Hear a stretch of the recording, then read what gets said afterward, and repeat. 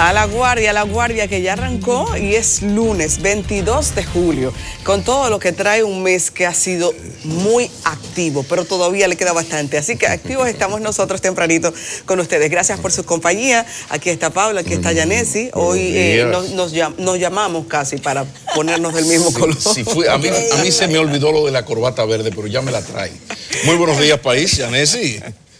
Muy buenos días. Estaba pensando en la Marcha Verde, que gracias a Dios lo de ayer no fue solamente Marcha Verde, porque entonces podía pensar algún sector que estábamos en apoyo a lo de la Marcha Verde, pero no se trata de eso, señores, es simple coincidencia. Bienvenidos a este inicio de semana en Enfoque Matinal, cargado de informaciones. Bueno, y esto va rápido, señores. Día 203, faltan apenas 162 días. Estamos casi en agosto. Tú sabes, yo tengo una tesis. Desde que entran los bre, se embromó la cosa. O sea, de que entra septiembre, octubre, o sea que esto va demasiado rápido. Lamentablemente hoy es una fecha lamentable y muy triste para el pueblo de Noruega. Ustedes saben que en Noruega en el 2011 tuvieron ellos su 11 de septiembre. Un atentado terrorista, 77 muertos, una explosión en Oslo y luego en una isla cercana. Entonces eso conmovió a un país de una tradición. Desde los vikingos ellos estaban tranquilos. Noruega es un país de mucha tradición pacífica y pacifista. Entonces comenzamos el programa con esa nota lamentable, que incluso en el norte de Europa y en la muy civilizada Noruega, pues también pueden ocurrir tragedias como esa. Y la mayor parte de los muertos eran adolescentes, que es peor. Incluso hay una película con ese nombre de este mismo año, que se llama así, 22 de julio. ¿Y usted, joven? Ya ustedes ven que el panorama político nacional sigue siendo siempre el mismo. Señores, uno quisiera hablar de otra cosa, pero de reforma que se habla solamente. Pero parece que ya los plazos sí están llegando. A cada minuto, cada segundo cuenta para quienes están definiendo su futuro político inmediato con la reforma constitucional, y el tema no sale de los medios ni de la opinión pública, ni va a salir hasta que no se defina finalmente qué es lo que sucederá. Precisamente en esa misma línea es bueno reiterar los plazos traicioneros y no los de Celia Cruz. Recordar, por ejemplo, que este viernes termina la legislatura, atención. También decir que el presidente Medina tiene la opción, la alternativa de llamar a una legislatura extraordinaria. No se sabe si se hará. Eso dependerá, me imagino, de lo que pase mañana martes, que otro martes más tenemos la presión de será o no será. Lo cierto es que esta situación de incertidumbre está acabando con la tranquilidad de este país, por lo menos del país político. Pero también recordar que la próxima legislatura, anótenlo, se inicia el 16 de agosto. El 22 de agosto es la fecha límite para que los partidos informen a la Junta quiénes son los aspirantes a los cargos. Atención, porque esto va presionando, ¿no?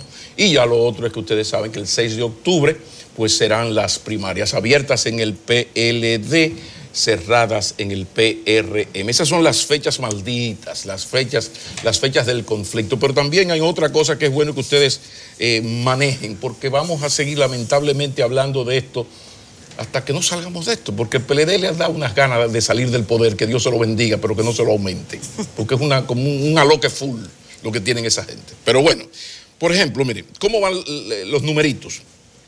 En contra de la reforma, en el sector Fernández, tiene 42 miembros de la asamblea, de la posible asamblea revisora.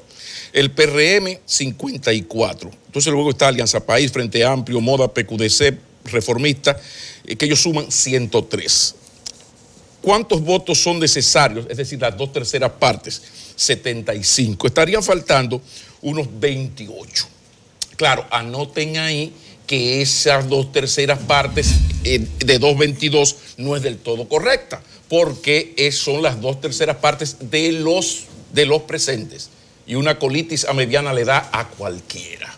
Entonces vamos a ver qué va a pasar, porque si no asisten 222, sino que asisten 120, pues entonces ya estaremos hablando de 80, para poner un ejemplo.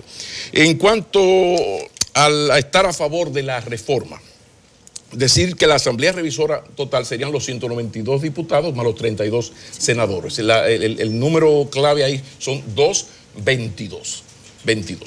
A favor de la reforma, el sector Medina tiene 91 miembros de la Asamblea, PRD 12. Reformista, porque tú sabes que los reformistas uno está de este lado, el otro está más para acá, uno nunca sabe, con los reformistas uno nunca sabe, pero se tiene hasta ahora, se dice que hay 10 que están ya amarrados. Está el BIS, está el PPC, en definitiva ahí hay unos 119. Votos faltantes, 29. Entonces, estamos en lo mismo. Vamos a ver en qué va a terminar todo esto, pero creo importante, y lo vamos a tratar de hacer cada vez que haya sesión, vamos a ir repitiendo estos numeritos, porque además pues, hay que ir actualizándolos, porque hay un poder de convencimiento y hay unas intenciones que uno no sabe a dónde van a parar. Pero atención con esos datos. Sí, así es. Con relación a ese tema, habría que ver, el Pidio dijo de nuevo esta semana que mañana es el Pidio. Sí, es el Pidio, ya ustedes saben, pero lo cierto es que al parecer la razón por la que no se ha sometido el proyecto que declara la necesidad de la reforma es por la falta de votos. El PRM, quien tendría la llave que facilitaría esta reforma, ayer volvió a manifestarse en contra de la reforma constitucional y de otros temas. En general lo ha hecho en contra del PLD, y eso incluye en esta etapa rechazar el proyecto de reforma constitucional. Con relación a esa manifestación de ayer, me llamó mucho la atención el hecho de que el PRM no fue que la convocó la coalición democrática, que es un grupo de sociedad civil que formó parte de Marcha Verde, pero que es aliado de alguna manera al PRM, porque de lo que hablan es de un cambio. Sí me llamó la atención que el PRM hizo un llamado oficial a su partido para que apoyara esa manifestación, y de manera individual lo hacen los sectores de Hipólito Mejía y de Luis Abinader.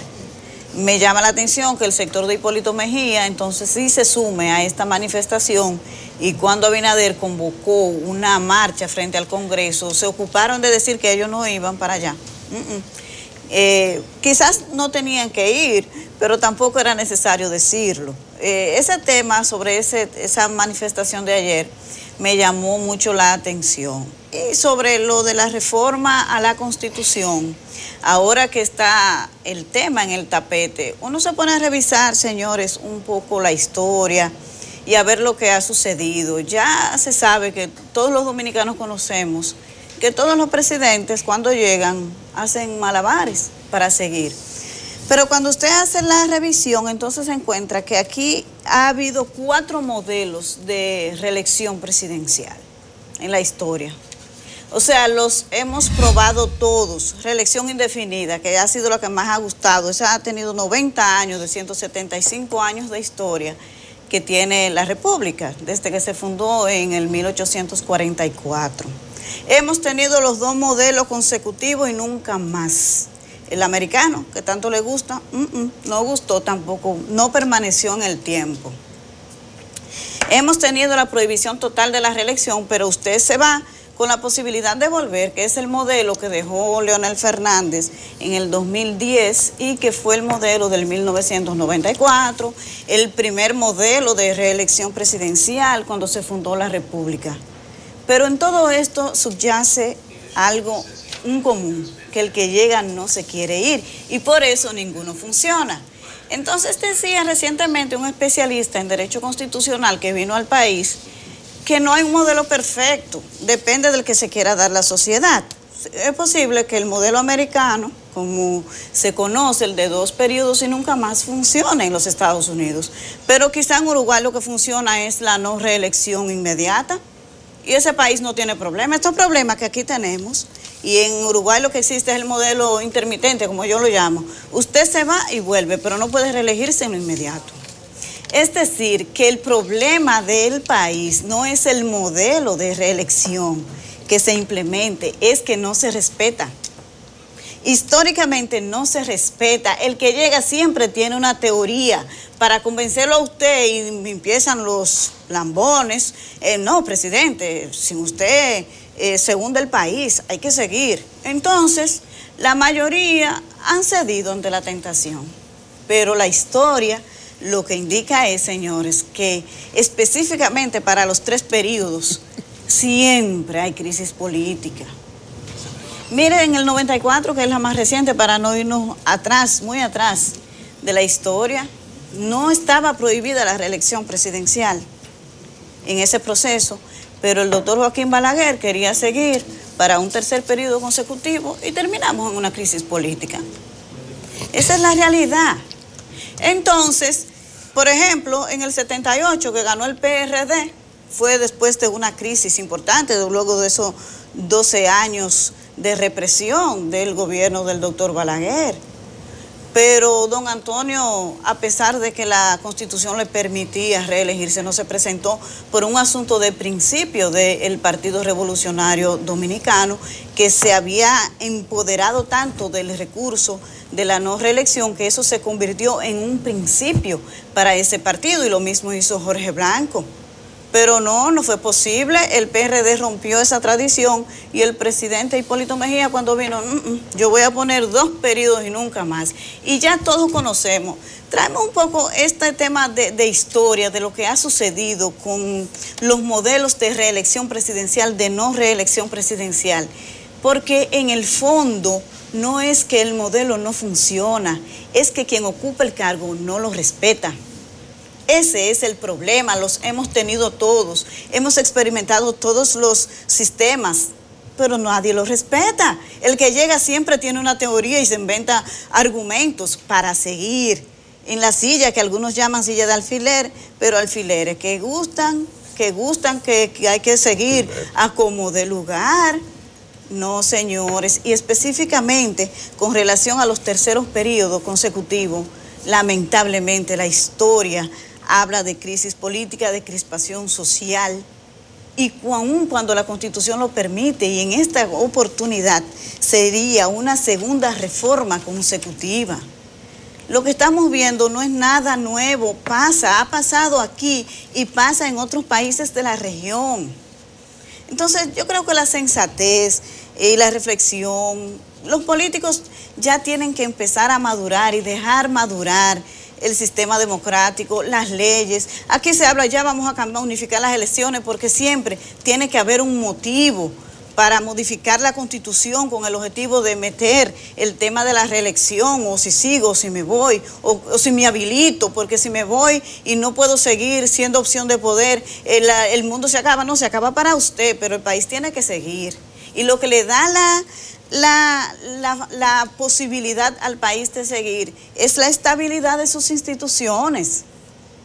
No es nadie es imprescindible, porque la naturaleza humana está diseñada para que usted se vaya y el mundo siga. O sea, esa es la naturaleza. Nadie nació para semilla, como dicen popularmente.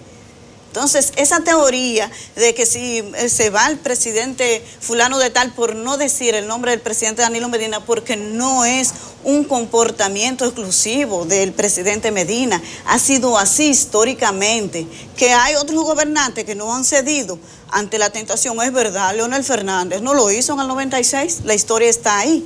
Pero tampoco quisiera referirme a actores que están ahora en medio del debate, porque automáticamente se quiere decir que usted o de un lado es enemigo del otro o no quiere. Es la historia la que está hablando, señores. Esa es nuestra realidad. Estas crisis, estas situaciones de crispación vienen, no es el modelo que es bueno o es malo, es que no se respeta. Simplemente esa es la realidad, no se respeta, no se respetó desde el 1844 y en el 2015, ahora en el 2019, tampoco se respeta. Ese es el problema.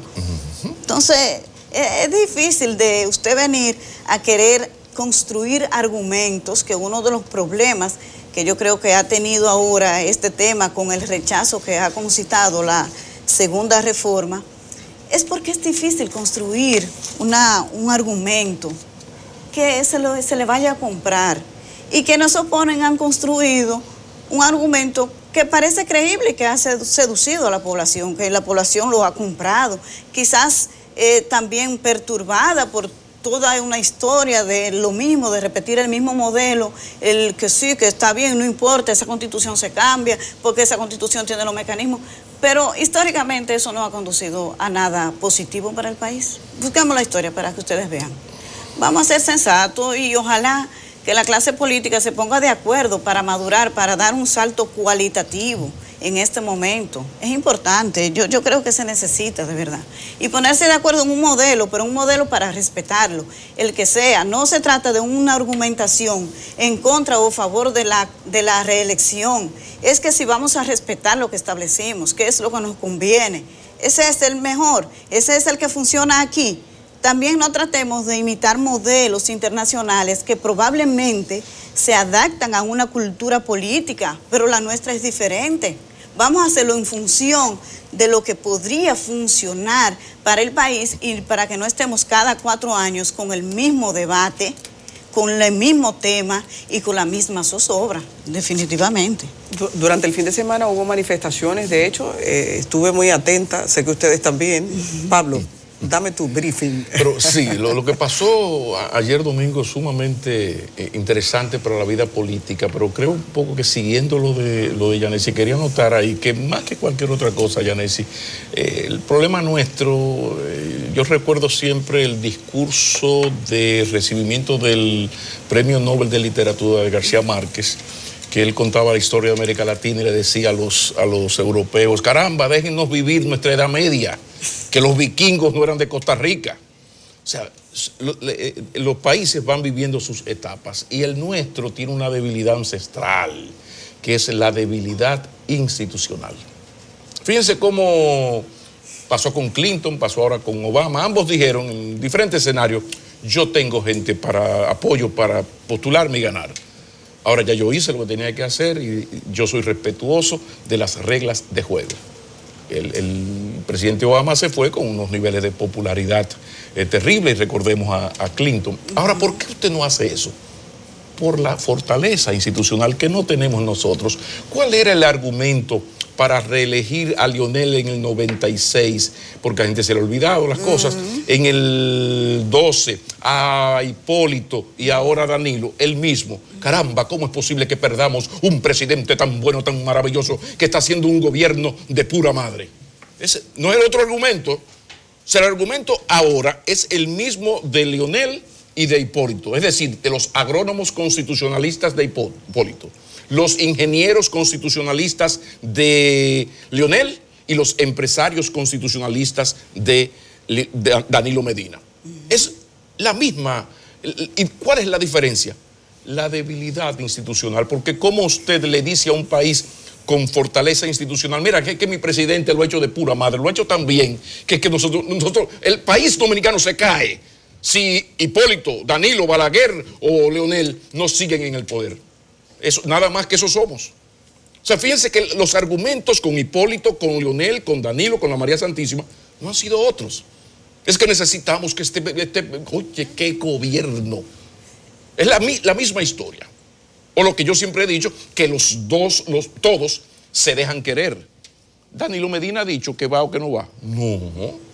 Y Leonel Fernández, cuando aquella ridiculez de los 12 senadores, la gente tiene la memoria corta, los 12 senadores que se le tiraron en el Palacio Nacional, 29. Le dijo adiós, váyanse, pasó. ¿Qué es lo que ustedes están diciendo? Y ustedes no ven que la Constitución prohíbe la reelección. ¿Qué es lo que ustedes vienen a presionarme a mí? No, él lo recibió, ahí se bebió buen vino, buen vaso de agua fría. Pero, y aquella otra ridiculez de los 2 millones de votos. Y el presidente Fernández así, pensativo. Entonces al final, el momento final, él dice, esos 2 millones de votos van a servir para el triunfo del PLD. Aplausos. La misma historia. Ahora, y yo confío en Danilo Medina en eso, en que Danilo Medina, al igual que Leonel Fernández, va a tener la inteligencia emocional, la astucia política, la visión política de entender que eso no le conviene. Porque este asunto no es aquí que uno u otro sea más demócrata que el otro, más respetuoso que el otro. No. Esto es un asunto del checklist que yo llamo. ¿Me conviene o no me conviene? No me dan los números, yo no voy. Ahora si me dieran. Entonces por eso yo confío y tengo unas cuantas botellas de vino abajo. No, yo voy a tener que coger un préstamo. De aquí voy para el Banco Popular. Si Danilo va, porque yo apuesto a que no va, porque al momento de hoy el checklist me dice que no. En enero 19, si mal no recuerdo, Gedeón Santos, búsquenlo en el listín, pongan Gedeón Santos, enero 19, y busquen un artículo magistral de Gedeón Santos sobre lo terrible de los terceros periodos. Gedeón Santos, de lo suyo. O sea, leonelista donde hubiese un danilista donde hubiese un danilista. Y ahí está la advertencia de un hombre tan danilista como Toniza. Ese Toniza. O el caso de Isidoro Santana. ¿De dónde viene? Bueno, porque se ha analizado y se ha visto. Ahora, en el centro de todo esto, Yanesi, está nuestra bendita debilidad institucional. Porque yo les digo a los danilistas lo que les decía a los leonelistas. Ajá. Ok, ha hecho un buen gobierno y merece otra oportunidad. Adiós. Y si sigue haciendo gobiernos buenos.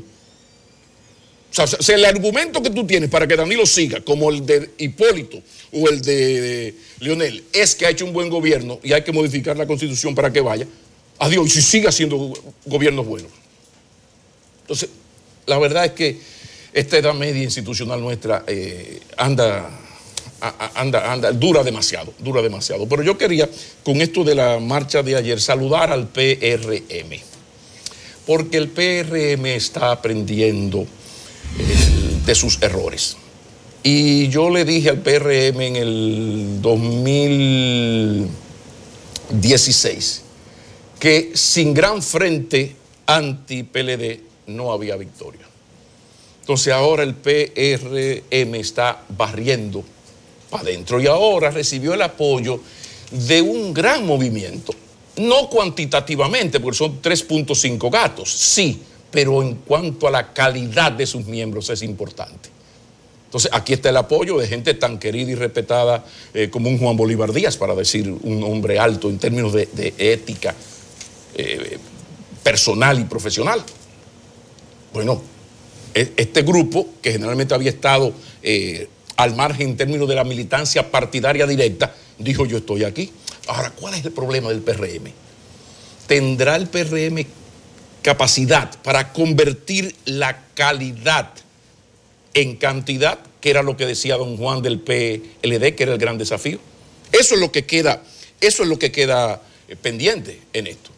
O sea, el PRM tiene que convertir algo que le falta mucho al PRM, que es generar esa confianza de que yo votar por ti, sacar al PLD del poder y colocarte a ti no significa un salto al vacío. O sea, el PRM tiene que convencer al electorado de eso. Mientras no lo convenza, se va a hablar muchísimo en las redes pero a la hora de la verdad. ¿Por qué? Bueno, porque ¿cuál es la parte fuerte del gobierno? Bueno, el tema de la política social. Porque aquí la clase media hemos sido forzados, yo siempre lo digo. Sí, pero aquí hay una clase empobrecida que ha recibido en los últimos 10 años los efectos de una política social que está ahí para quien quiera verla. Incluso que la oposición dice: no, eso es clientelismo, ya es un sistema de asistencialista. Sí, bueno, eso lo podemos criticar nosotros, pero el que tiene 3 muchachos y la mujer le deja a los 3 muchachos en la escuela a las 8 de la mañana y lo pasa a buscar a las 4 de la tarde, desayunado, merendado, comido y con la tarea hecha. ¡Ey! Cuando usted va a un hospital con 2 ancianos, maestros de escuela, y lo tienen 3 días internos y usted paga 3.800 de diferencia, usted tiene que convencer a ese pobre que cuando usted cambie el gobierno, usted va a continuar eso. Y ahí conecto con la falta de institucionalidad. Como hay una falta de institucionalidad, hay desconfianza a Dios. Ajá. Por eso, precisamente, es tan importante la gestión económica. Por eso, esa estabilidad macroeconómica del PLD. Fíjense que el PLD tiene muchísimos defectos. Los gobiernos del PLD comenzamos y no terminamos. Ahora tienen un mérito reconocido por todos. Estabilidad macroeconómica. Aquí desde el 2005 no ha habido sobresalto en la economía. No porque lo diga yo, busque las estadísticas. Entonces, en esto la gestión cada día es más importante, la gestión. Y ahí les digo ya para terminar que esa gestión económica, esa situación de la economía es lo que incluso define los cambios. Yo anoche tuiteaba una cita de Moisés Naín que dice que en el siglo XXI el poder es más fácil de adquirir, más difícil de utilizar y más fácil de perder, por lo que le está pasando al señor Rosselló en Puerto Rico. Ahora, ¿por qué Rosselló está ya prácticamente fuera del poder? Se le va a hacer el juicio político, dijo que no va a la reelección. ¿Por qué? Bueno, porque en Puerto Rico cerca del 50%, o quizás ya lo superó, está en la pobreza. Porque en Puerto Rico cerca del 15% no tiene trabajo. Y Puerto Rico vivió en aquella bonanza de la Guerra Fría, donde competían soviéticos con Cuba y Estados Unidos con Puerto Rico, la niña bella, igual que Taiwán frente a China o Corea del Sur frente a Corea del Norte. Son países vidriera. Cayó la Guerra Fría, pasó lo que pasó. Ahora, ¿dónde está el problema de Puerto Rico? Bueno, que esto que ocurrió, si hubiese ocurrido en la Guerra Fría con el bienestar de los puertorriqueños, hubiese sido una jodida expresión de xenofobia, de homofobia, de racismo de un presidente impresentable. Sí, pero no, las cosas no hubieran llegado donde han llegado. Lo que pasa es que las crisis económicas generan sus víctimas y generan sus líderes. Sobre todo las crisis económicas que conducen a crisis políticas, y esas crisis políticas generan los liderazgos. Y por eso el líder de abril fue un hijo malcriado, prepotente, que se llamaba Francisco Alberto Camaño Deñó, hijo de don Fausto. Pero llegó el momento y el hombre se creció, héroe de la patria. Y los cascos blancos quedaron en el pasado. Entonces, ojalá que aprendamos la lección y cuidemos la economía. Y el PRM, mis felicitaciones, porque yo creo que está haciendo la tarea. Ojalá que tenga capacidad para convertir la calidad ética que la coalición democrática le suma en cantidad, porque el país necesita urgentemente, y el PLD sobre todo, que aquí haya una alternativa a su poder, para ver si se dan cuenta que lo están haciendo muy mal y que se están matando ellos mismos como un chacumbele cualquiera. Así de simple. Vamos, señores, a tener un filete en el próximo bloque, porque tenemos al director de elecciones y al director también de informática de la Junta Central Electoral. Hay mucha inquietud y de hecho los partidos han tenido la oportunidad de visibilizar muy de cerca todo el proceso innovador que tendremos para las próximas elecciones. Ahora, esto también tiene que ser un proceso de coparticipación con la sociedad, que va a ser el gran protagonista. Así que a ellos los tenemos en persona y en el próximo bloque compartimos, señores. Vamos a una pausa y regresamos en breve.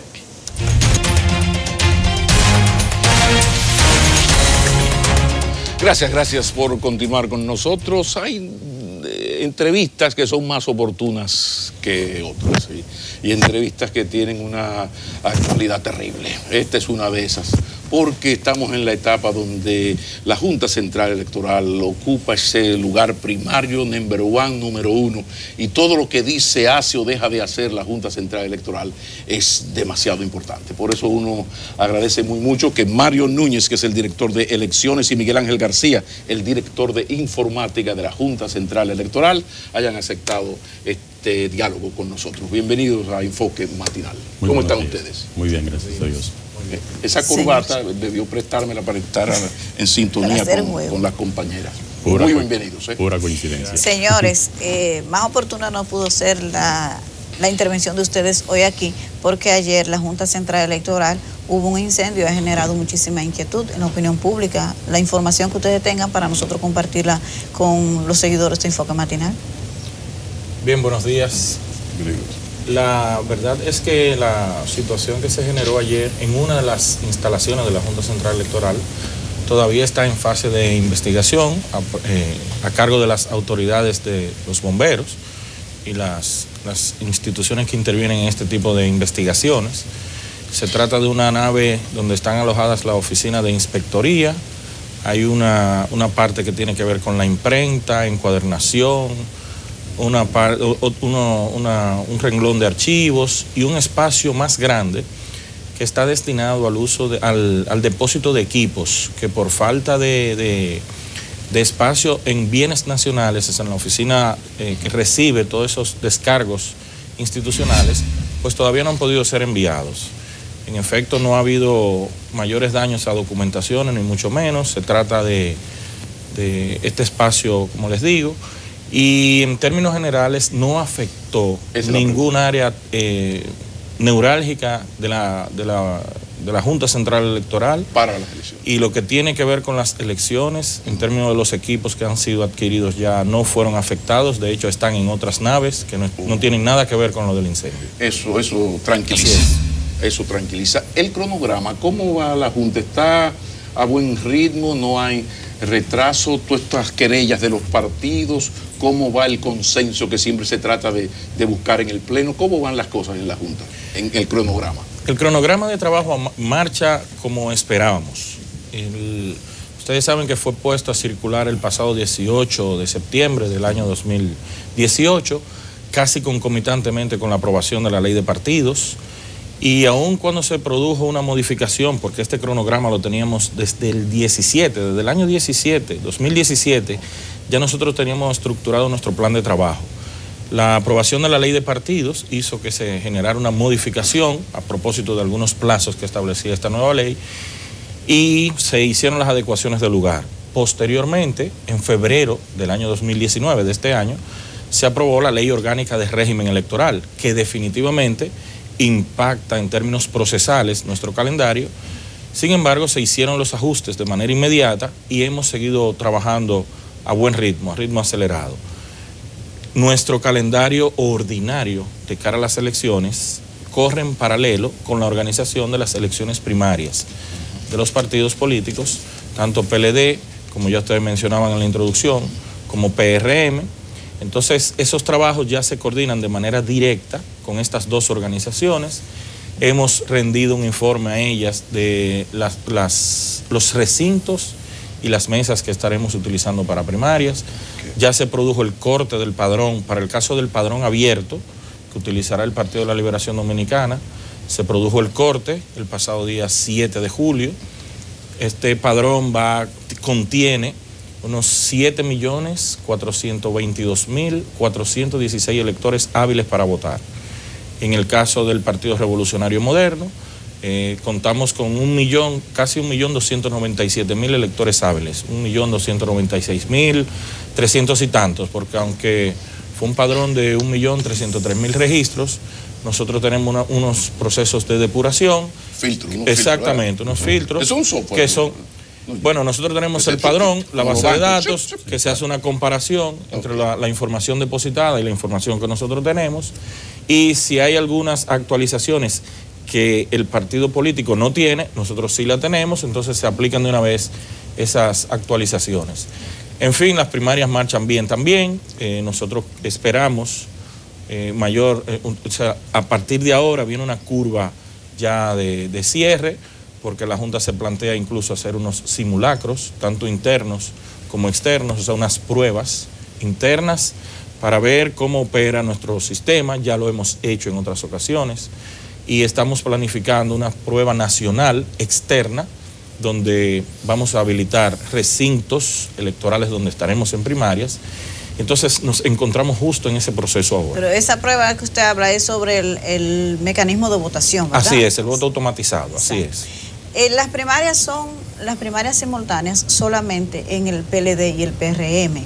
Los demás partidos, ¿cómo va entonces la administración de ese proceso? Porque igual es la Junta Central Electoral que tiene que hacerlo. Son 25 partidos que tienen que elegir sus candidatos con mecanismos distintos a los de las primarias.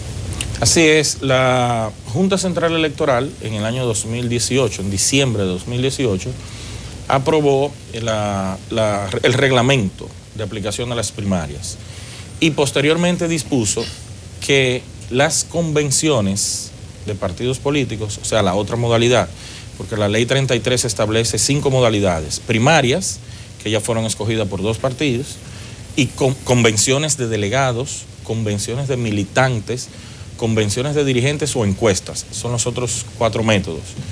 Bueno, las encuestas serán celebradas dentro del periodo del 10 al 27 de octubre. Corresponderá a la Junta Central Electoral organizar un calendario de convenciones con estos partidos. En definitiva nosotros tenemos actualmente 27 partidos políticos y 3 movimientos.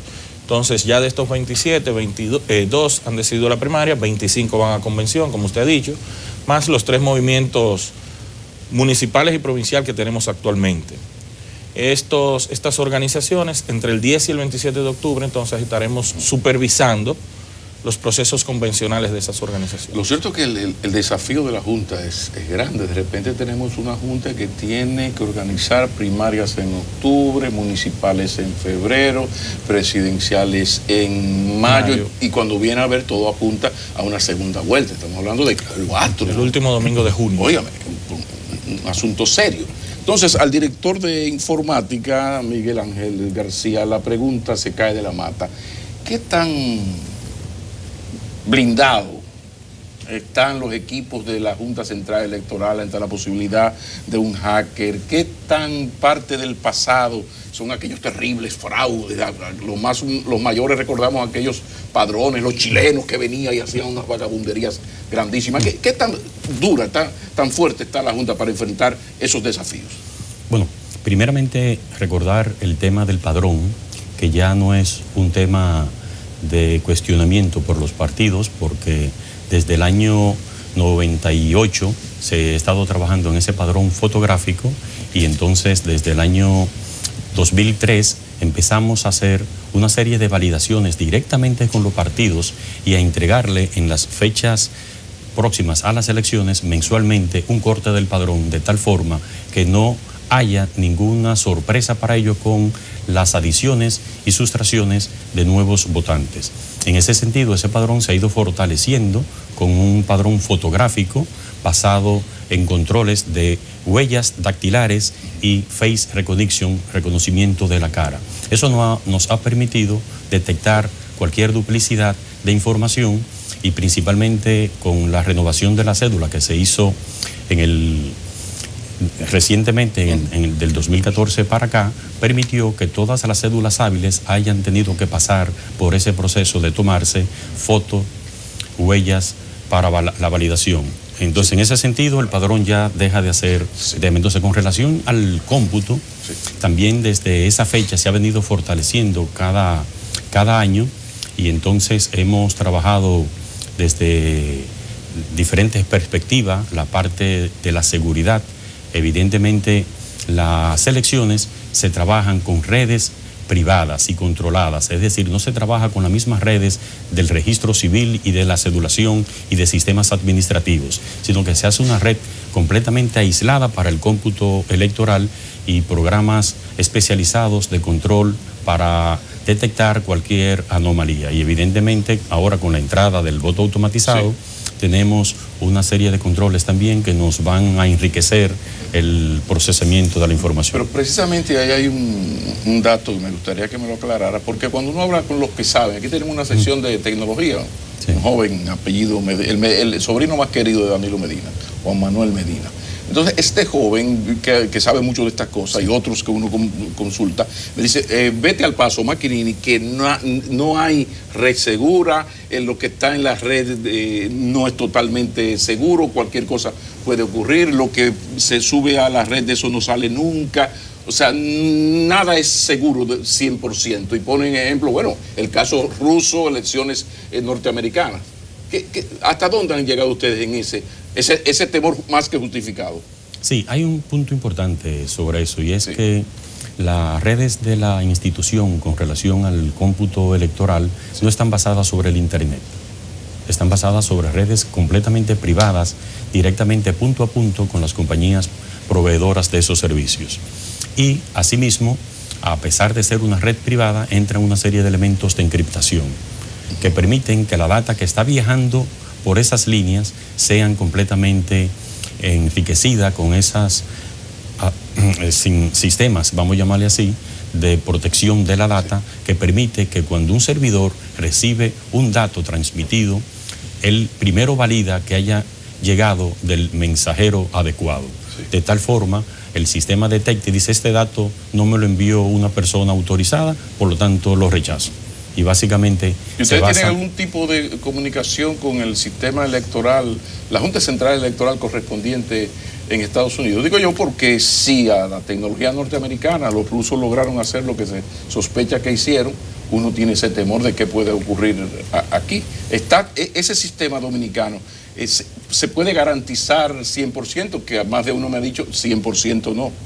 Sí, fíjese un dato importante sobre eso, y es que parte de la Junta ser miembro de varios organismos internacionales, sí, siempre en esos foros se toman muchos temas sobre esto y evidentemente salen algunos cuestionamientos, pero quiero retomar al tema de que no está en el Internet. O si el tema es que el Internet es una red pública y el paquete que usted envía puede ser recibido por cualquier persona. En este caso, ese paquete que nosotros enviamos solamente es recibido por la Junta. Pero puede ser hackeado. ¿El temor existe o no? ¿Lo podemos descartar? Realmente es descartado, sí. El concepto, y principalmente, por ejemplo, fíjese con el voto automatizado. El voto automatizado en ningún momento estaría conectado al Internet. Y por otro lado mientras se está votando no hay conexión. Solamente hay dos momentos de conexión. Al momento del boletín cero y el momento de generación y transmisión del acta. Mientras se está votando no hay conexión. Entonces, y la conexión que hay son puntuales y de tal manera que el sistema valida que con los equipos que se están conectando son los equipos autorizados. Si hay un equipo que se conecta a la red y transmite algún dato, el sistema automáticamente lo va a rechazar. Con relación al tema del voto automatizado y el voto preferencial, que ahora se va a aplicar también en el nivel municipal, la garantía que se da, porque una de las críticas de este sistema es supuestamente desviaciones que se hacen al momento del conteo y las dificultades que genera para asignar la votación a cada uno de los candidatos que fueron beneficiados. ¿Cómo eso va a transparentar ese escrutinio? Es bien interesante la pregunta, porque el voto preferencial siempre ha sido un problema. Y lo que nosotros aseguramos con nuestro sistema es que ese deja de ser un problema, porque ya es una selección automática, no va a depender de la interpretación de la boleta por parte de personas, de que rayó aquí, no que para este partido, no que para este candidato, sino que por el candidato que el elector eligió, a ese candidato se le va a computar al partido correspondiente. Entonces ahí se aplicarán las leyes y resoluciones respecto a cómo se aplica el voto preferencial. Entonces, en estas elecciones, la boleta que generalmente la gente recibe para votar cuando llega al centro de votación no va a existir. Estamos hablando de primarias, en este caso. Entonces, en las primarias y en las elecciones. Exacto. Con las primarias ya es una decisión de que se va con el voto automatizado. Dependiendo de los resultados de las primarias, se tomará la decisión de si en las próximas elecciones van con los equipos automatizados o no. Pero en el momento de hoy solamente las primarias. Y para las elecciones generales, lo del automatizado, el manual, creo que en el 16 se hicieron los dos sistemas. ¿Se va a repetir los dos sistemas, el automatizado y el manual? Bueno, ¿O solamente nos vamos con automatizado? En las elecciones del 16 fue la automatización del escrutinio lo que se produjo. Exacto. En esta ocasión la Junta propone la automatización del voto. Exacto. Y conlleva por ende el escrutinio. O sea, nuestra propuesta ¿Y la actual, parte manual queda fuera o va a continuar? Todavía no ha sido objeto de decisión. Okay. Porque la Junta ha planteado que el primer escenario para esto son las primarias. Y de hecho el protocolo que se acordó con los partidos políticos fue precisamente con aquellos que iban a primarias. Todavía no se ha consensuado con todas las organizaciones políticas la implementación del voto automatizado. La Junta ha dicho, a través de su presidente, que el voto automatizado en las elecciones generales obedecerá ya a un consenso con todas las organizaciones políticas, no solo las que van a primarias, sino todas las que conforman nuestro sistema electoral. La cultura política nuestra de nunca aceptar derrotas, más le vale a la Junta buscar ese consenso y que todo esté atado y bien atado. Pero hay un tema que también ha creado controversia en los partidos, que es la membresía, los miembros de las juntas municipales. Incluso hay una foto muy lamentable donde se ve a un dirigente del PLD acompañando a un compañero que se estaba inscribiendo en su partido como candidato a algo, que era al mismo tiempo miembro presidente de una junta municipal. ¿Qué se ha hecho, el cuidado, y qué tan satisfecha está la oposición de la composición de esas juntas municipales? Fíjese, el proceso de selección de la membresía de las juntas electorales fue llevado a cabo durante varios meses por la Comisión de Juntas Electorales y Partidos Políticos, coordinada por la magistrada Carmen Inver Brugal, que está integrada además por varios directores de la Junta Central Electoral. Nos sometimos como institución a un calendario de visitas municipio por municipio. En unas estuvo encabezándolo la propia comisión, en otras estuvo dirigiendo esas asambleas, porque son asambleas públicas en las cuales se someten las propuestas de candidaturas a ser miembros de juntas electorales. Esas asambleas, decía que un grupo de ellas fueron dirigidas por inspectores de nuestra institución. Pero sí hubo una coincidencia en las 158 asambleas. El consenso, o por lo menos la presentación pública de los candidatos y el respaldo de la sociedad política y la sociedad civil en cada municipio. Luego de realizarse un primer trabajo, un resumen general, se sometieron al escrutinio de los partidos políticos estas propuestas. Hubo una primera audiencia donde se presentaron objeciones a cargo de los partidos políticos. La Junta Central Electoral escuchó y revisó cada una de esas observaciones al proceso. Se hicieron las investigaciones del lugar. Hubo de salir a relucir que en muchos de los casos se trataba de personas con más de 4 y 5 periodos electorales siendo miembros de juntas electorales. Es decir que por un respeto institucional, un respeto a la gestión, pues esas informaciones también se les dieron a los partidos políticos a los fines de que se ponderara. Posteriormente, ya con un preliminar de composición de juntas electorales, se produjeron una serie de impugnaciones, unas 19 juntas electorales. Sí. La Comisión de Juntas Electorales recibió a los principales partidos que impugnaban este proceso, se les escuchó y se tomó en consideración la opinión de cada uno de ellos, y finalmente se produjo ya la decisión de aprobar estas juntas electorales, y el pasado miércoles 17 se llevó a cabo el acto de juramentación. Okay. El caso del municipio de Santo Domingo Este, ustedes recordarán que en el 16 se iba a acabar el mundo. Ustedes recuerdan las protestas, también creo que en los Alcarrizos, pero creo que ahí sí hubo una solución. Pero en el caso de Santo Domingo Este, ¿se mejoró la composición? ¿Se hizo algo? Porque ahí hubo todos los problemas del mundo, ahí nadie perdió. Sí, como les decía, las juntas electorales fueron sometidas a una revisión exhaustiva, localmente, en esas asambleas públicas. Y aquellas que fueron necesarias, aquellos casos en que fue necesario abocarnos a conocer más a fondo, adentrarnos mucho más en esas juntas electorales, pues también se hizo. Sí, pero se presentaron esos 19 alegatos. Ustedes dieron respuesta. La respuesta de la oposición a las decisiones de la Junta. ¿Qué dice la oposición cuando se presentó? Mira, de estas 19, esta sí, esta no. ¿Cuál es la posición de los partidos? Bueno, hubo una aceptación. Hubo una aceptación porque ya... Tomen nota, profesor. Anoten. Hubo una aceptación en el sentido de que esta es la última decisión de la Junta Central Electoral, okay, en términos de haber escuchado todas las propuestas, de haber escuchado a los reclamantes. Entonces la Junta tenía que tomar una decisión en ese sentido. Recuerden ustedes, a propósito de la primera pregunta que nos hicieron sobre el calendario electoral, resulta que tener ese tema definido con tiempo es neurálgico para la Junta Central, porque los procesos electorales se gerencian en la Junta Central Electoral, se estructuran en la Junta Central Electoral. Sin embargo, el verdadero laborantismo, sí, el montaje de las elecciones como tal, se da en cada municipio. Entonces, para ello, se hacía necesario ya tomar una decisión con respecto a las juntas electorales. También de cara a las primarias. Estas son las instituciones que tienen a su cargo velar por el cumplimiento de la ley en cada municipio. Entonces ya era tiempo de tomar la decisión y así lo hizo la Junta Central. Con relación a los equipos que se han adquirido para las primarias, en caso de que se decida automatizar el voto también para las elecciones generales, ¿esos equipos serán usados en esas elecciones o simplemente son desechables y hay que adquirir nuevos? Son equipos reutilizables. Es una palabra bastante interesante porque no solamente para elecciones, sino para cualquier parte operacional y administrativa de la institución.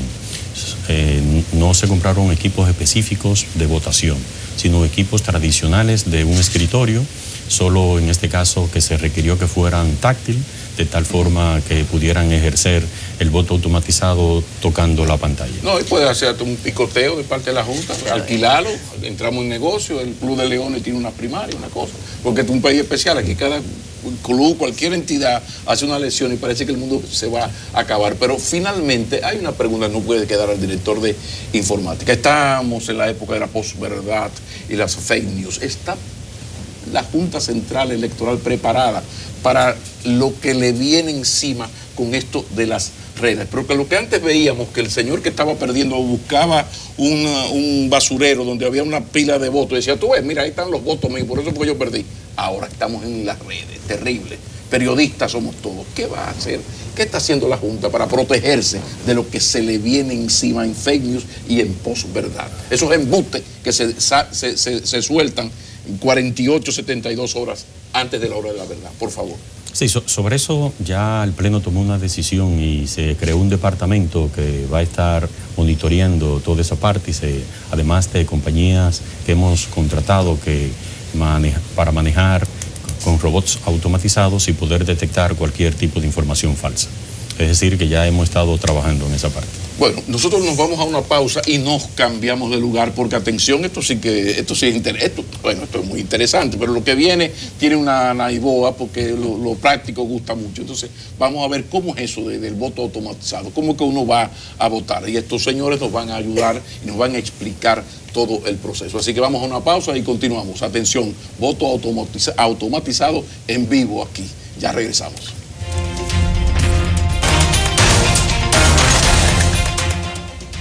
Continuamos, seguimos en elecciones, para ser más exacto, no en elecciones, pero sí en el voto automatizado. Muy bueno que vamos a recibir a estos especialistas con quienes ya conversamos, las cosas están bastante claras, pero llegó la hora de la práctica de los hechos. Vamos a ver en qué consiste eso y si me lo pueden explicar, la diferencia entre voto automatizado y el que conocíamos como voto electrónico. ¿Qué es esto de voto automatizado que ya le dicen a uno que no es voto electrónico? Por favor, García. Sí, básicamente es que este sistema se ha desarrollado sobre la automatización de todo el proceso de votación. Entonces, nosotros le tenemos la diferencia con respecto al voto electrónico y es que el voto electrónico lleva internet y otras tecnologías que pudieran ser no presencial y conexión directa y validación directa con servidores instalados en cualquier parte del país donde se esté votando. ¿Y el origen de esa tecnología? Y entonces, esta parte de aquí es la automatización del proceso de votación dominicano, donde donde la persona va a su mesa de votación, pasa y valida su padrón de forma manual y el padrón impreso, y después es que pasa a todo este proceso de votación automatizada que termina con el conteo automatizado de forma inmediata. Pero importante lo de no internet, creo que es importante. No internet, ¿no? Entonces, toda esa parte la hemos trabajado en base a 4 elementos que tienen que ver con la integridad del voto, el secreto, su transparencia y su seguridad. Es un sistema desarrollado ya en la institución con una experiencia esto es completamente local, dominicano y con personal dominicano. Y un punto importante es que son 11 años de desarrollo con un pequeño tiempo de no trabajo, pero en los últimos 30 meses se le ha trabajado de manera consecutiva y dedicada y con el apoyo del Pleno de la institución, las direcciones de elecciones e informática, hemos estado trabajando en este proyecto.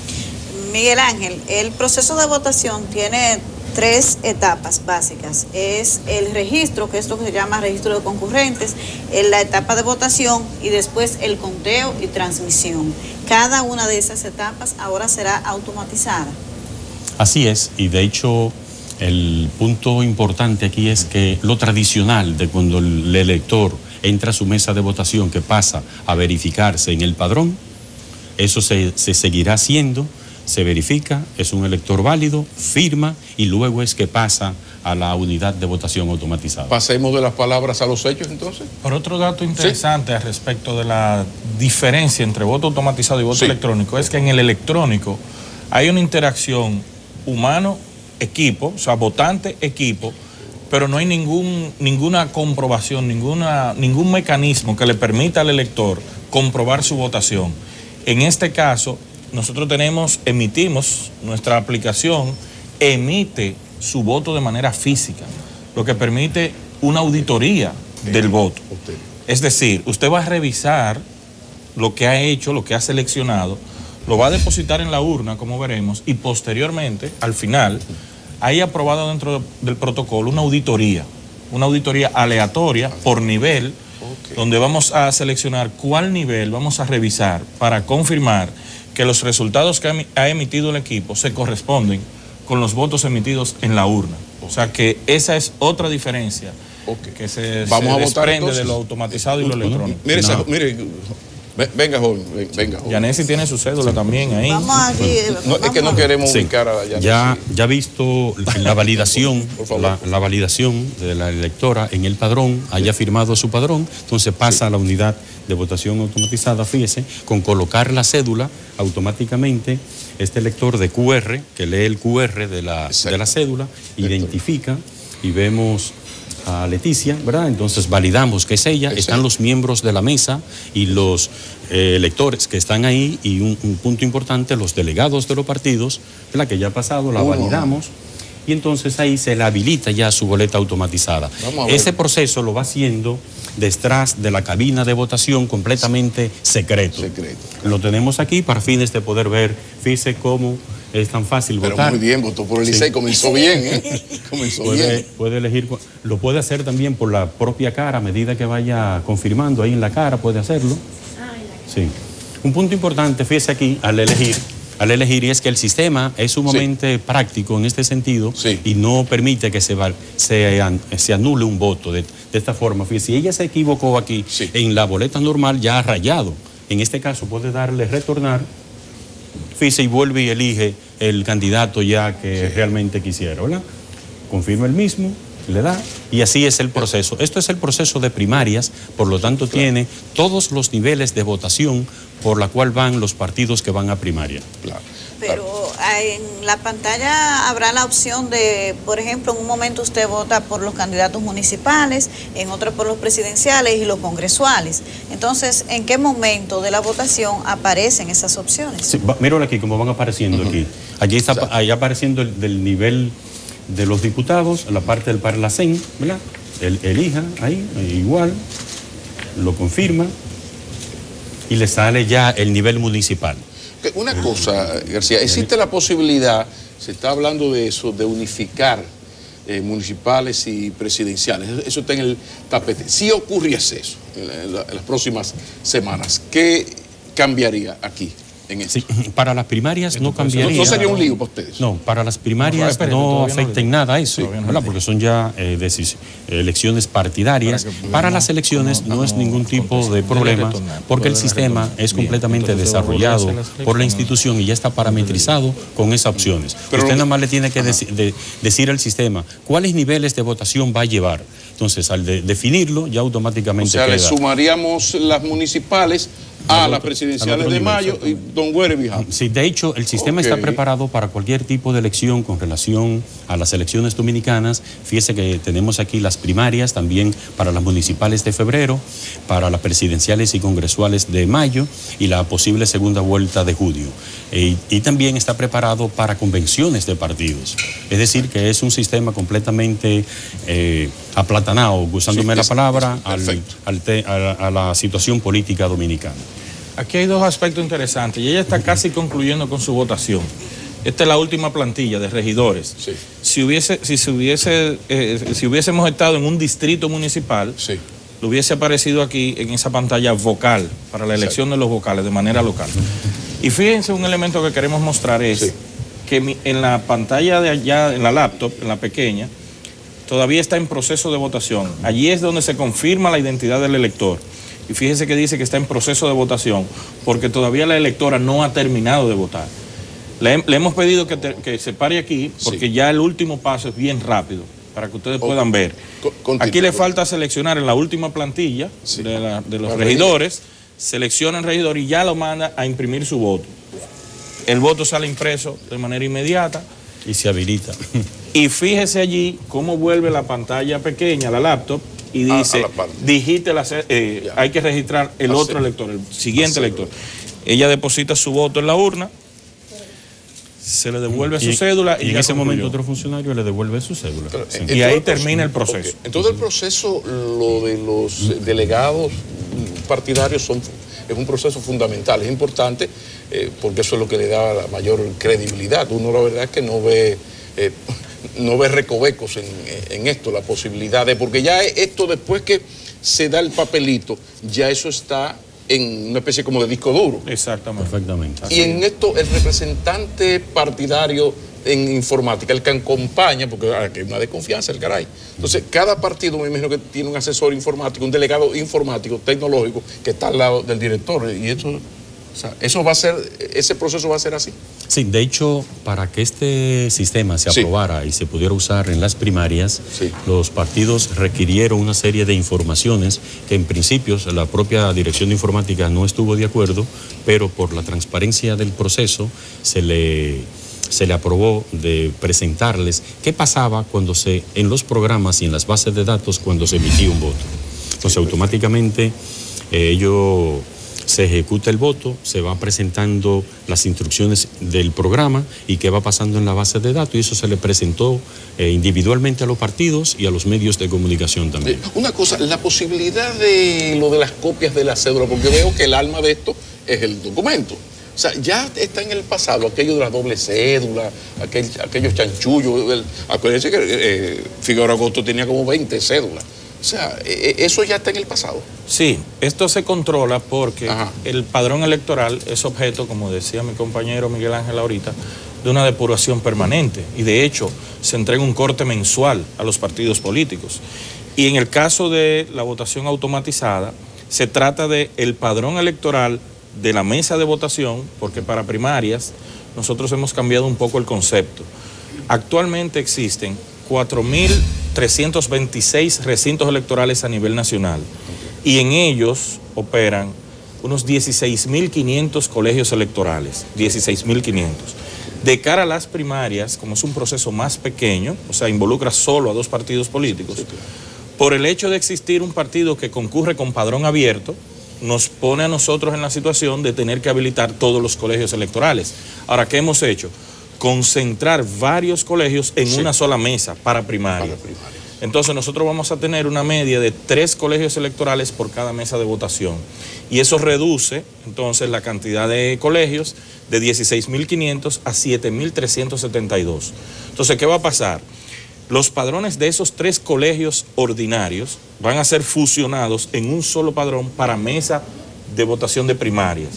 Entonces, si nosotros le pidiésemos a la joven que ya votó, que presente de nuevo su cédula, veremos que el sistema le va a decir que ya esa persona votó y no puede volver a votar. Perfecto. Si ustedes quieren, hacemos la demostración con un elector nuevo y luego la traemos a ella para que...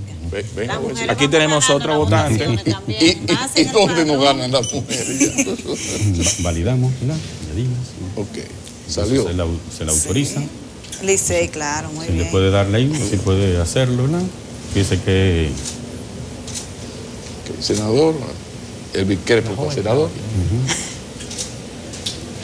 Alex para diputado. Se le van saliendo todos los niveles de votación de la primaria, el para la CEN. Y ahora viene el nivel municipal. Buen alcalde. El regidor. Y aquí le sale ya la opción que inmediatamente selecciona, se imprime su voto. Entonces, ya aquí lo único que suponiendo, falta sí, es que la confianza funcione, ella que haya confianza. dobla su voto, ¿verdad? Y se va. Vamos a suponer que volvió, se puso en la fila, no excusa, ¿verdad? Así que estemos haciendo este ejemplo con ella, pero suponiendo que haya al poco rato vuelva y se ponga en la fila, cuando validemos el sistema de una vez le dice: usted ya votó. Usted ya votó. Y usted no puede volver a votar. Eso es casi un boche. Entonces, esa preocupación de la doble votación queda eliminada. Sí, perfectamente. La joven que votó ahorita, una cédula, pasaría lo mismo. El concepto es una cédula, un voto. Ella votó a las 8:30 de la mañana. Exacto.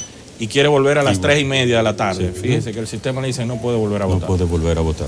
Es importante destacar que para las primarias el horario de votación es de 8 de la mañana a 4 de la tarde, en primaria. Ya para los procesos electorales ordinarios, la nueva ley establece que será de 7 de la mañana a 5 de la tarde. Muchísimas gracias, señores. Núñez, García. Muchísimas. Esto vamos a tener que repetirlo periódicamente aquí. En septiembre debemos volver a encontrarnos a inicio de octubre. Muchísimas gracias. Yo creo que se ha cumplido el cometido. De eso se trataba. Muchísimas gracias. Gracias a la Junta, como siempre. Y continúa el enfoque matinal. Continuamos. Gracias. Muy bien.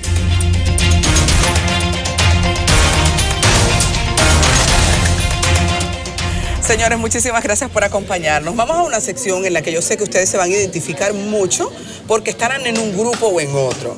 Bueno, aquí está de moda, muchísimas gracias por los sonidos, aquí está de moda la calificación de la gente, de los grupos sociales, dependiendo a cuál vas o a cuál supones pertenecer. Entonces, de repente, los popis o los guaguaguas se han convertido en uno de los términos más utilizados. Vamos a hablar no necesariamente de esos términos, sino de lo que implican otras cosas vinculantes. Buenos días a nuestro asesor en materia de organización urbana, nuestro Marcos Barinas.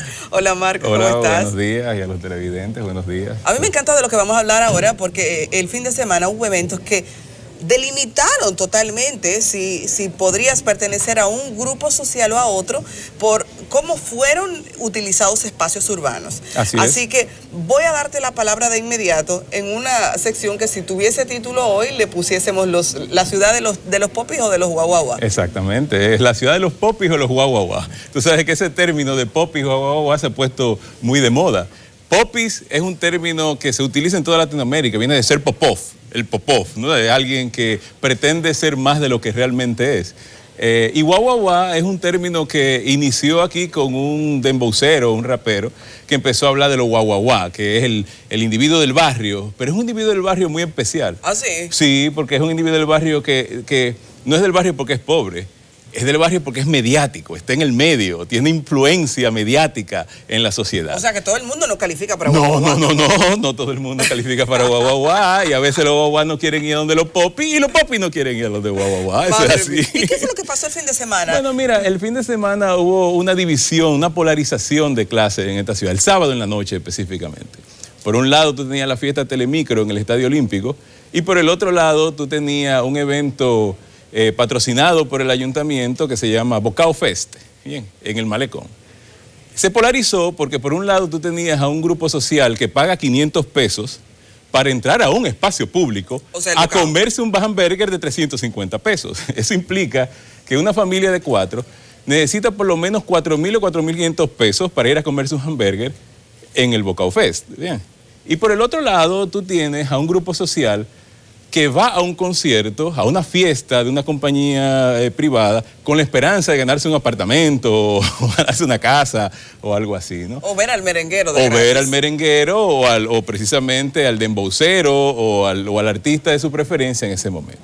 ¿Qué ocurre en estos dos eventos? Miren, uno, a pesar de que me agrada que es totalmente abierto, no hay derecho a admisión en la fiesta Telemicro, sigue siendo la fiesta de un grupo económico específico, ¿no? Y por el otro, estamos hablando de un evento en donde de alguna manera el costo de admisión se convierte en un filtro social. No cualquiera paga 500 pesos para entrar, sobre todo cuando tú vas con una familia de 3, 4 o 5 personas, ¿eh? Marcos, quiero interrumpirte. Mucha gente que nos ve, porque los dominicanos tenemos poca cultura de empoderarnos de Claro. lo que ciudadanamente podemos. Es Claro. decir, hay poca formación ciudadana.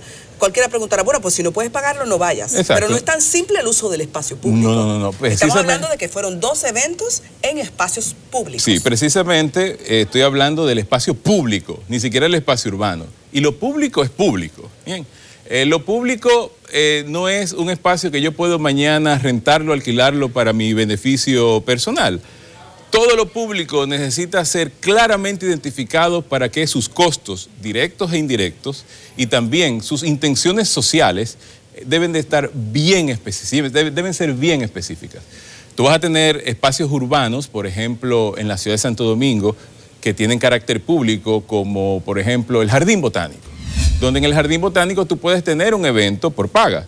Pero el Jardín Botánico tiene un patronato que especifica claramente hacia dónde van los fondos que se utilizaron para determinado evento que se utilizó allá. Y de todas maneras, nadie me impide a mí entrar al Jardín Botánico. Yo puedo ir al Jardín Botánico, aunque una sección del Jardín Botánico esté dándose cierto evento. Lo que ocurre aquí es que estamos hablando de un proceso que podría ser peligroso de privatización del espacio. El malecón, que fue cerrado desde la Lincoln hasta más allá del Alma Mater, es un espacio público.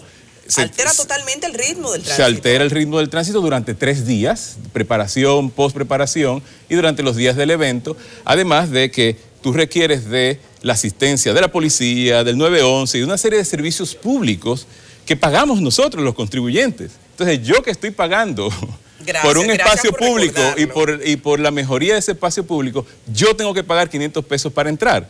Eso es injusto. De repente tú dices, pero en Manhattan se hace. No, hello, un momentito.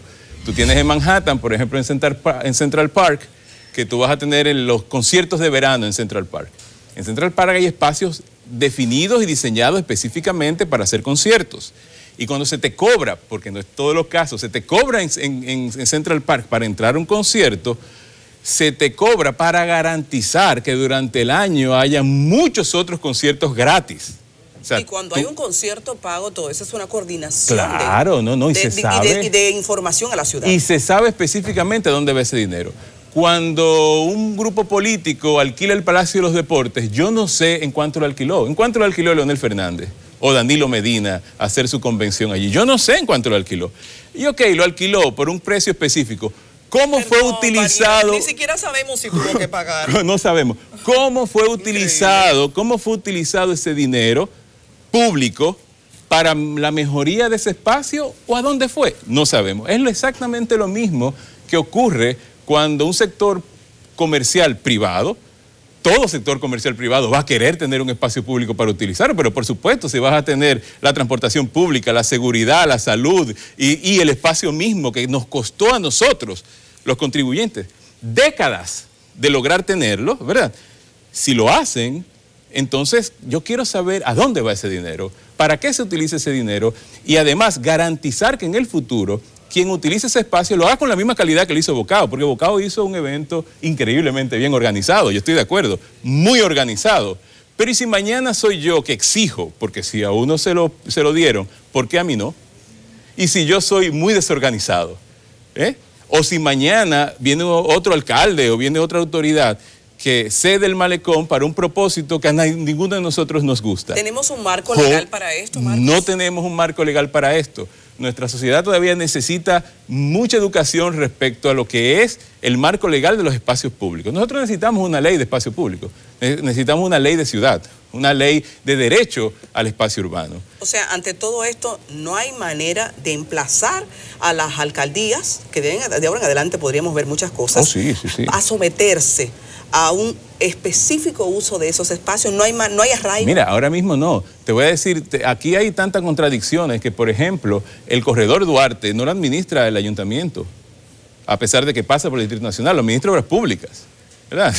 Porque aquí no hay una noción clara. Nosotros el dominicano ha perdido la noción de lo que es público y ha perdido la noción de lo que es enfrentar, querer que lo público continúe siendo público y lo privado continúe siendo privado. Y eso, faltan muchas definiciones para eso, antes de que lo logremos. La ley de ordenamiento territorial abarcaría todo esto? La ley de ordenamiento territorial tiene ciertas definiciones muy importantes para lo que estamos hablando ahora, pero todavía estamos hablando de lo que estamos hablando ahora, no es un nivel territorial, estamos hablando de un nivel de administración municipal, que esa administración municipal tiene otra escala y otra manera en que se generan esos procesos de gestión. Pero nosotros tenemos un marco legal municipal, ¿cómo esto no, está la ley, no lo incluye? Sí, no lo incluye. No incluye el tema de la administración de los espacios públicos, que es algo muy importante. Y no necesariamente tiene que ser una ley, podría ser una normativa. El punto no es que sea legal o no, el punto es de sentido común. ¿Hasta qué nivel yo puedo tener el derecho de alquilar un espacio público? Yo, Marcos Barinas, porque ya se ha hecho, ya hay un precedente de que tú puedes alquilar un espacio público para un uso privado y para yo cobrar por esto. ¿Hasta qué punto yo lo puedo hacer? ¿Hasta qué punto yo puedo hacer la fiesta de mi empresa en el Estadio Olímpico? No, y puede que a mí se me ocurra mañana el Festival de los Santiagueros ahí, pida que me den un tramo de la o mira, mañana yo voy a hacer un festival donde solamente entran gente de mi estatura y de mi contextura física, sí. Y tiene que estar bien vestido también. No sé, yo puedo inventarme cualquier cosa, ¿no? Entonces, ese tipo de cosas deben ser precisamente establecidas y normadas para garantizar que nosotros vivamos en una ciudad inclusiva y no nos encontremos con grandes sorpresas en el futuro. ¿Cuál sería, para finalizar, tu propuesta urbanística respecto a este tema? Porque es una discusión que se puede ir muy lejos en la medida en que ya tenemos un precedente, como has dicho. Sí, hay un precedente. Y hay varios precedentes, o sea, ese no es el único precedente, hay otros precedentes. Yo estoy mencionando porque me causó gracia el tema de la ciudad de los guaguaguá y de los popis al mismo tiempo el sábado en la noche, pero mi propuesta sería, mira, esto es un tema que lo deben atender los municipios. La Liga Municipal Dominicana, la Mancomunidad del Gran Santo Domingo, establecer reuniones donde se generen normativas, se propongan normativas que pongan un límite a la gestión de estos espacios públicos, a la manera en que el dinero que se paga por estos espacios públicos sea justo, porque si yo voy a hacer una fiesta o voy a hacer un evento comercial, ¿qué cuesta eso? Eso tiene un precio, ¿no? Y en el momento que definamos esto, podremos saber hasta qué punto un municipio puede patrocinar o no un evento de este tipo. Y yo creo que eso es muy importante para nosotros como sociedad en este momento. Y yo creo que los municipios harían una gran cosa en sentarse en la mesa a discutir este tema. Hemos conversado con el arquitecto especialista en urbanismo, Marcos Barinas. Marcos, siempre tu presencia es grata aquí. Vamos a una pausa.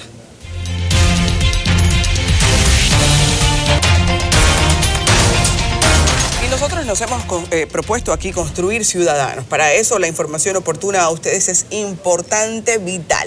Así que llegamos a nuestra sección Poder Ciudadano, saludando de inmediato a Rosa Pérez Melo. Hola Rosa, ¿cómo estás? Hola Adis, me siento muy bien, estamos muy bien, gracias a Dios. Felices de poder estar aquí y compartir información interesante, relevante para la ciudadanía. Así es, hoy vamos a hablar, nos hemos puesto de acuerdo de qué hacer cuando se pierde un título de propiedad. Los títulos de propiedad son indispensables para la gente que ha hecho una compra.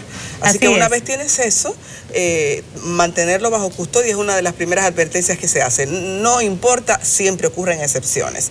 ¿Qué hacer ante una excepción? Eso es así. Es importante saber que el artículo 51 de la Constitución de la República salvaguarda este derecho a la propiedad. Toda persona tiene derecho a gozar, a disfrutar de los bienes que adquiera. Entonces eso está ahí y el Estado tiene la obligación de permitir que el ciudadano acceda, que el ciudadano tenga acceso a esa información inmobiliaria de sus títulos, y para eso se creó una reglamentación que es la Ley 108-05, que es la reglamentación que habla de todos los títulos de propiedad, de los procedimientos en la jurisdicción inmobiliaria. Entonces, ¿qué pasa muchísimo? Como tú comentaste, tú puedes tener un título de propiedad guardado, pero puede que pase un asunto de fuerza mayor, se queme el título, se moje el título. Se perdió en una mudanza. Se perdió en una mudanza, que pasa muchísimo. Entonces, ¿qué hacer? ¿Qué hacer ante esta situación? Más si quiero transferir el título, tengo que hacer una determinación de herederos.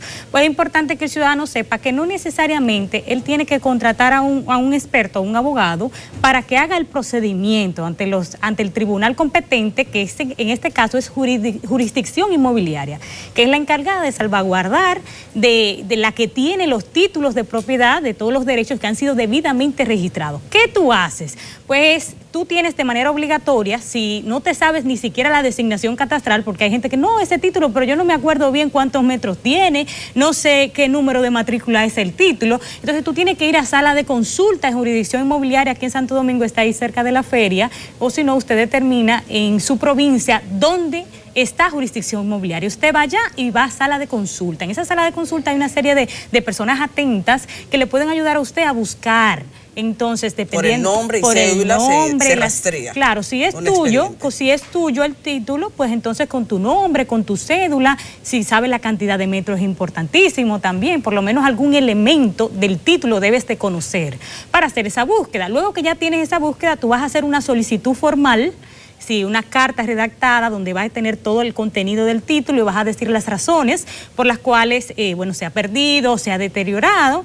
Y aparte de eso, tú tienes que, de manera obligatoria, ir ante un notario público. En ese notario público, él va a hacer una declaración jurada. Tú vas a hacer una declaración jurada diciéndole, en fecha tal, por algunas razones ajenas a mi voluntad, pues se me ha perdido el título de propiedad. Entonces, ese notario te va a dar es un documento que tiene fe pública, donde un oficial está constatando esa veracidad de la información que tú le estás brindando. Eso debo llevarlo a la jurisdicción inmobiliaria. Eso debe llevarlo a la ese jurisdicción es el primer inmobiliaria. paso. Sí, ese es el primer paso. Usted tiene que hacer la instancia, ¿verdad?, de solicitud y tienes que hacer el acto. ¿Qué otra cosa te exige la jurisdicción inmobiliaria? Una publicación en un periódico de circulación nacional de la pérdida de títulos. Eso es bastante común en el periódico, por ejemplo, el Nacional, en el Día. Tú puedes ver en las esquinitas pequeños espacios donde dice pérdida de título. ¿Y cómo se hace una publicación de Se esas? hace una publicación, tú puedes ir a un periódico de circulación nacional, llamar, preguntarle cuánto cuesta el espacio, ellos te van a dar diferentes tarifas, pagas la tarifa, hay cuestiones específicas que tienen que decir, por ejemplo, la matrícula, el nombre del propietario, eso sí tiene que decirlo de manera específica, porque si no lo dice de manera específica en la publicación del periódico, el tribunal puede rechazarte. Bueno, entonces tienes que tener cuidado, pero también tú puedes pedir en el tribunal un modelito o si no, buscar en algún periódico y verificar más o menos que tiene esa inscripción o esa coletilla para publicarlo en el periódico. Después que ya tú tienes todos tus documentos, me refiero a la instancia, me refiero al acto de declaración jurada que emite el notario donde tú fuiste y tienes el periódico, esos 3 documentos principales, también la copia de tu cédula, ¿verdad? Si eres el propietario, si vas a mandar a otra persona, tienes que hacer un poder de representación para que esa persona pueda gestionarte el proceso, ya sea un abogado o un amigo que tengas. Entonces, luego depositas, vas a pagar una serie de impuestos, un sello de 10, varios sellos en jurisdicción inmobiliaria, y si es la primera vez que votas, que se te pierde el título o se te deteriora, vas a pagar 4,000 pesos por la emisión de un título. Si ya no es la primera vez que pasa esa pérdida de ese título, ese deterioro, vas a pagar aproximadamente 6,500 pesos por cada emisión de título. Entonces, ¿qué queremos decir? Si te pierde el título, bien tú puedes utilizar un abogado porque el abogado es el que maneja los procedimientos a carta cabal, como dicen, de manera profunda y sucinta, lo maneja el abogado.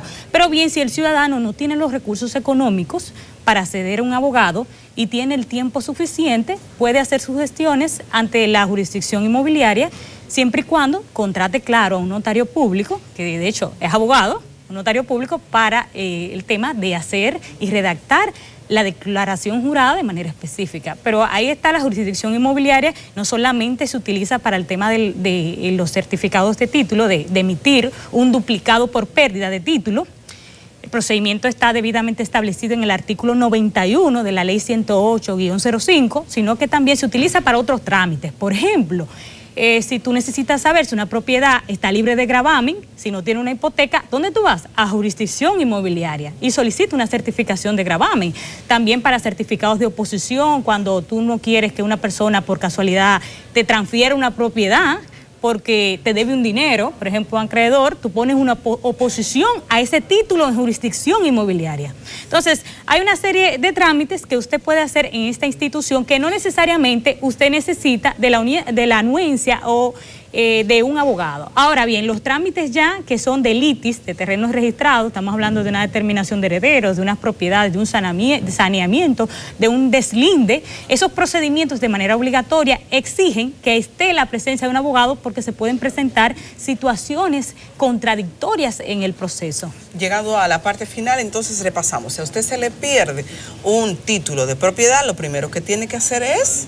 Lo primero es que si no tiene nada en la información del título, vaya a sala de consulta, ¿verdad? Para que usted entonces investigue cuál es el título, la matrícula y demás. ¿Segundo? Segundo, en este caso, usted también tiene que ir a un notario público para que le haga una declaración jurada por pérdida. Tercero, tiene también que publicar en un periódico de circulación nacional un extracto de pérdida de título de propiedad. Cualquier asunto que usted necesite sobre este tema, cualquier información, usted puede bien llamarnos al teléfono 809-222-5811. 809-222-5811. Y así justamente despedimos con Rosa Pérez Melo nuestro programa y también la sección. Rosa, lindo lunes. Gracias, igual para ti. Lindo también lunes a ustedes. Sigan en sintonía con CDN. Buenos días.